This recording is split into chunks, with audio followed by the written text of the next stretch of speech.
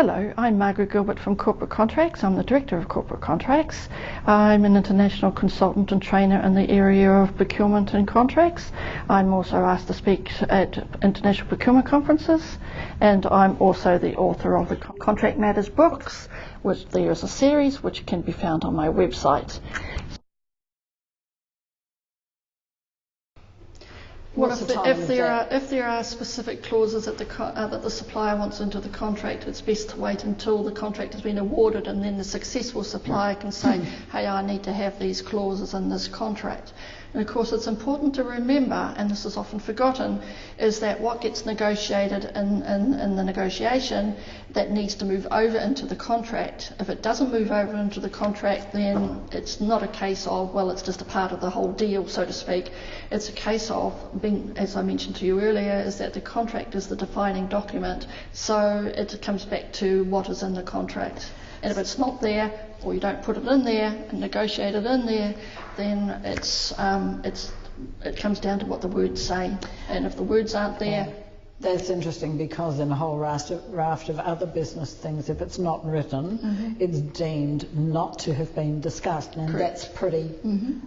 You know, you can have a lot of he said, she said, what have you, but at the end of the day, it's what's written that's really important. That's something quite important to keep in mind. You can talk about it for hours, but if it doesn't move over into the contract, then it's been a nice few hours, but it's a waste of time because it hasn't been agreed and hasn't moved over. So, and that's the legal document. And that's the legal everything document. Bounces off. But but the supplier has just as much right as the buyer to be able to say about the clauses that they require into the contract, because the contract is between two parties, and so therefore it should be two parties should have input into what the contract says. Right.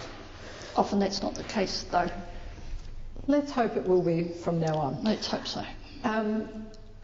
The evaluation process, does that take place after the negotiation, or does that take place prior to the negotiation when the buyer is trying to work out who to bring in to do a proposal presentation? The evaluation occurs earlier in the process. So the process is that the supplier has a time frame to put in a proposal response.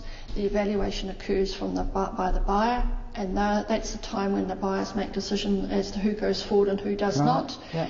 And then who they wish to continue with, they get in touch with, which is what lands up in terms of a proposal presentation. And then the negotiation happens after that. Right. So if you don't get it right in terms of your proposal response, you won't get past evaluation, and therefore you won't be invited to come in to do a proposal presentation. So at the end of the day, it's all about the response to the tender document. Yes, that's why you need to understand what the tender documents say. That's the key thing. And I guess if suppliers actually pay attention to that right from the word go, and like you say, have their own proposal template that has all their key information in it, and that's updated as people come and go and the company fortunes grow, etc. So the procurement practitioners should actually look after that kind of stuff and do regular reviews on the commercial sensitivity information, and then bring in the technical stuff from their technical staff. Yes. Yeah, so that really is that key thinking, planning time. The technical component is thought about more than the commercial side, and sometimes suppliers are saying, well, why do they want that information, and I can't be bothered, or they know me, or whatever.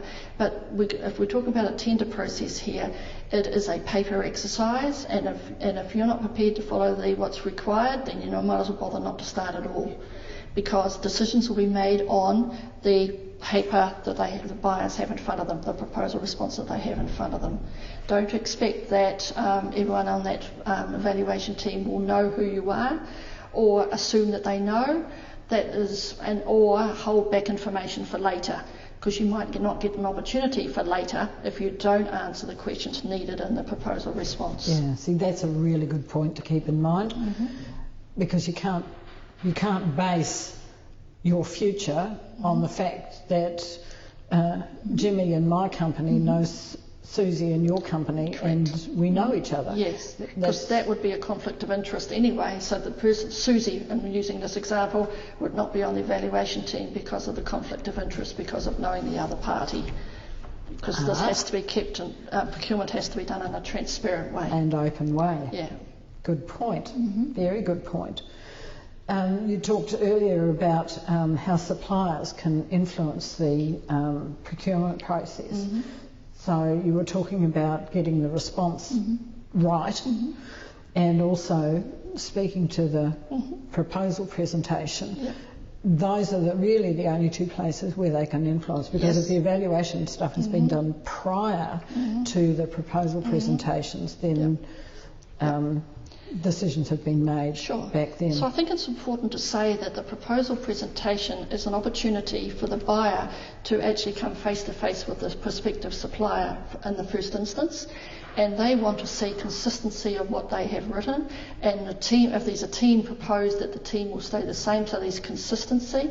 They like the opportunity to be able to ask questions and all the rest of it, and as I said, that's why it's important, and that's one of the areas you can, suppliers can influence the whole scenario by making a connection with the buyer, by providing them with the information, by not going back on what they have written, and making that connection to see if there is a natural fit in terms of the buyer feels like they can make a decision as to awarding the contract to that either or any of the suppliers. Right, so they've reached that place of being able to give a proposal presentation because the company, the buyer company, has gone through the evaluation process and looked at all the weightings and the criteria, which is all in the proposal document anyway, isn't it? Yes. So it's like the supplier can actually see the things that the buyer has already decided are really key points. Yes. So you've got to make sure that your proposal response actually covers off not only just the scope of work, but equally the evaluation criteria. Now, sometimes the weightings are not provided in the tender doc, and won't be because they're for internal purposes for the buyer, but they at least need to pay attention to the fact of what is important, and the criteria is important as to how they're going to evaluate those proposal responses. Right. So another key point. Sorry. The evaluation criteria. Yeah. There's a lot to read in these documents. There is. So having gone through all that and done the proposal presentation, what factors will go into awarding the contract? What is the buyer going to be looking at? They want to know, they want to see the consistency, they want to know that the party can do the work and in the time frame they want it to be done in. Equally, if it's sort of a specific industry, that they've done previous work in that particular industry before, that there is a natural fit for the buyer organisation, and price comes into it as well, of course. So, and price will always be one of the criteria. Do most buyers go cheapest price? These days not so much, which is a good thing. So it's called lowest price and conforming. That's a procurement word that basically means that they are following and have answered all the questions and can do the work and whatever. So that's what they would follow. It's not a good idea to do lowest price alone, because it could well be, suppliers would know this of course, is that they will likely increase their pricing later, which will come back and haunt the buyer. So it's better to make sure that you award the buyer awards the contract to the best supplier, not necessarily to the lowest price. Right. So talk to me a little bit, please, about how a supplier would come back and want to renegotiate the contract on anything. You mean later on in terms of the whole contract management side of things? Like if they find their prices are just falling out of and they're not making any money, in fact it's creating a loss for them. Right. How does a supplier come to a buyer and say, excuse me? Yes.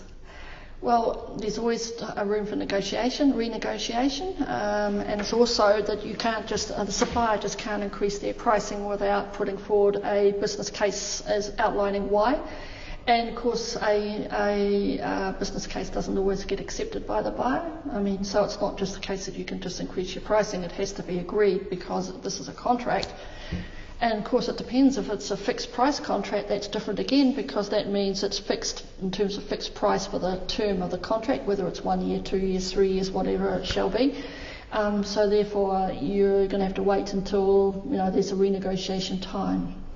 So you've got to get your pricing right to begin with, and that's important, that you don't sort of try to buy the contract by lowest price and then you can't manage it later.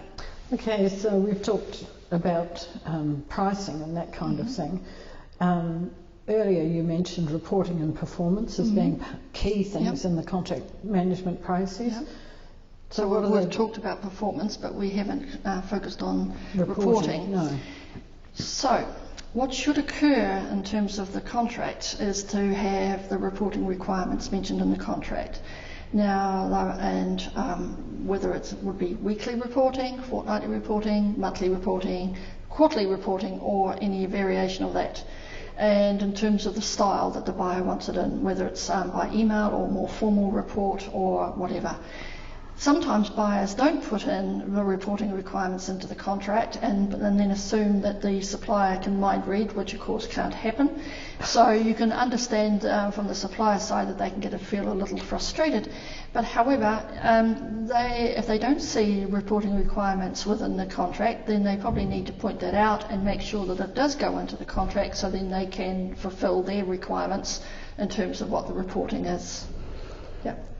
So that would be, and those reporting requirements and the kind of things the buyer wants to find out on a regular basis would be in the contract? Yes. Great. And often in terms of turnaround times, often in issues in terms of statistical information, if that's what they're looking for, or in fact just issues that have arisen that they want to know about and to hear about early rather than hearing about it later, when it might be when it's more difficult to sort out, when it could be sorted out earlier. Yeah, because the earlier it is, the more collaborative the response is going to be. The later it is, the more frustrated both sides are going to be, so better to do it early. So it's important from the supplier side to sort of actually provide those reports. Don't be late for those reports. Don't assume that they're not read, because they are. They're often used as a basis for the monthly meetings that is held between buyer and supplier. So if in fact you're not providing reports, you're in breach of contract if it continues for a fair bit of time, and you never want to hear the words breach of contract in the same sentence. So so that's not good. Breach of contract means that you're not performing to the contract, and that could lead to nasty things like termination. Ooh, no, let's not go there. Let's not go there. Okay. No. So what are the biggest 5 tips that you can give to suppliers? Make sure they understand what they're reading, provide the information required, make a connection, keep things transparent, consider things around risk. Always important. Always important, and don't assume that they should wear all the risk, when really there should be a conversation about perhaps sharing of the risk. And often suppliers are very poor at sort of just taking on all the risk. But what they try to do, or do, is that they just increase their pricing so that it gets passed on that way, but that's not very honest. But the trouble is that there's no honesty from either side about the whole issue of risk, because it often doesn't get talked about at all, which I think is dishonest. Yeah, well, often we just don't want to think about it, do we? There's just an the assumption. Glass is always full, and the sky is always blue. Yes, there's an assumption from the buyer side that the risk belongs to the supplier. Whereas which I don't think is fair.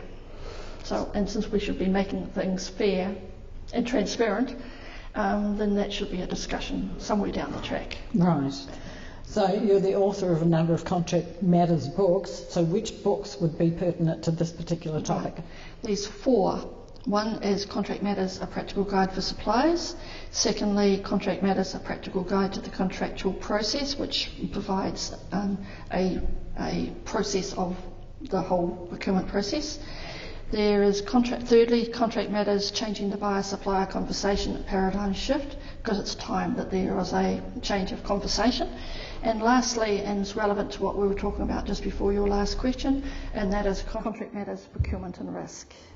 And that is talking about the fact that there is risk and how to manage that risk, etc. Great. So how can suppliers get in touch? Our email address is margaret@corpcontracts.co.nz, and further contact details can be found at the completion of this video. Thank you. Well, It's thank been you. fun. So enjoyed that conversation. Oh, yes, Thanks, Margaret. it's been great, hasn't it? Thank you for your time. My pleasure.